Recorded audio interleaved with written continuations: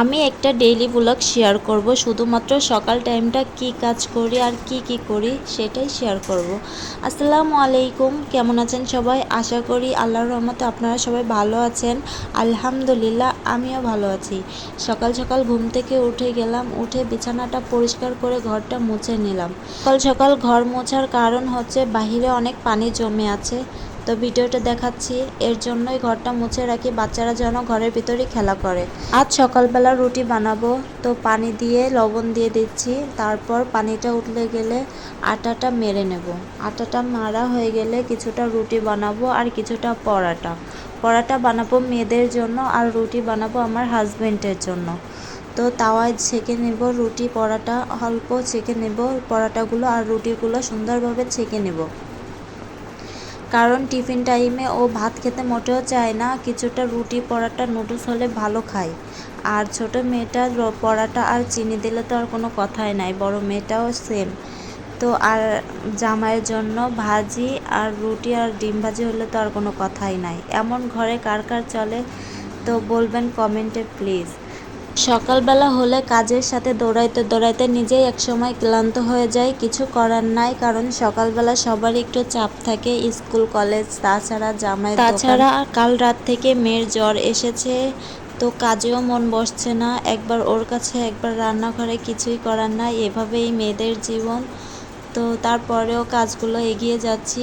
এরপর পরাটাগুলো ভেজে নিচ্ছি, এগুলো হালকা পাতলা আগে থেকে তাওয়ায় সেঁকে নিয়েছি, তাহলে কাঁচা থাকবে না। এর জন্য মা বাবারা আগে আমাদের জন্য করতো যখন আমরা স্কুলে যেতাম, আর এখন আমাদের ছেলে মেয়েরা স্কুলে যায়, এখন আমরা তার গুরুত্বগুলো বুঝি। তো ডিমটা ভেজে নিচ্ছি। এখন ডিমটা ভাজা হয়ে গেলে মেয়ের জন্য আর জামাইয়ের জন্য রেখে দেব।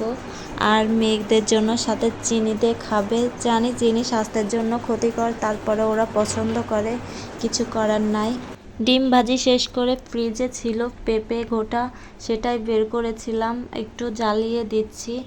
তো এটা আমি সাধারণত প্রায় করে থাকি, কারণ দুটো পোলাপান নিয়ে হয় না এই কাজগুলো এগিয়ে রাখা।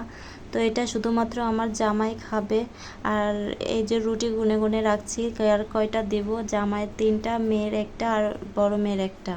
টিফিন গুছিয়ে মেয়ের জন্য খাবার নিয়ে যাব মাদ্রাসায়, তার আগে ছোট মেয়েকে খাইয়ে নিয়েছি, আর এখন নিজে খাবো। আমি আজ খাবো বাসি ভাত, কারণ রুটি খেলে আমার পেট ভরে না। আমি হয়তো বা নাস্তা করার জন্য 1 পিস রেখে দিয়েছি। তো পান্তা ভাত কে কে খান প্লিজ কমেন্টে জানাবেন, যারা এই ভিডিওটা দেখবেন। এগুলো যদি না দেখতে মন চায় প্লিজ স্কিপ করবেন। তারপরে এখন বোরখা নিয়ে আমি কি নেব সেটাই আপনাদের একটু দেখাচ্ছি, কারণ এটা খুব ট্রেন্ডিং, নিজে পারি না তো নিজে করতেছি আর হাসতেছি। তো এখন গুছিয়ে মাদ্রাসায় যাব, তার মধ্যে চলে আসলো নিজের জামাই খেতে, তার খেতে দিলাম। খেতে দেওয়ার পর এই যে গুছাচ্ছে আর পাশে খাচ্ছিল আর ঠিকঠাক করতেছে আর হাসতেছে, কিছু করার নাই। এখন গাড়িতে উঠে রওনা দিচ্ছি। আমার ভিডিওটা যদি ভালো লেগে থাকে প্লিজ সাবস্ক্রাইব করবেন, লাইক করবেন, কমেন্ট করবেন। ভালো থাকবেন। আসসালামু আলাইকুম।